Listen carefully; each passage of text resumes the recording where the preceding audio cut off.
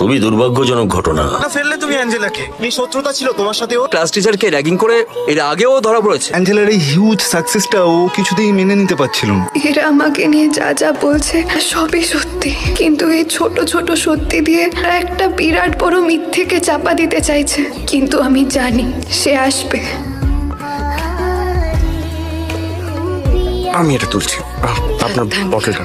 আমি দাদা যাবেন ভাই? হ্যাঁ হ্যাঁ, কোথায় যাবেন? চলুন না বলছি। আরে অদ্ভুত তো।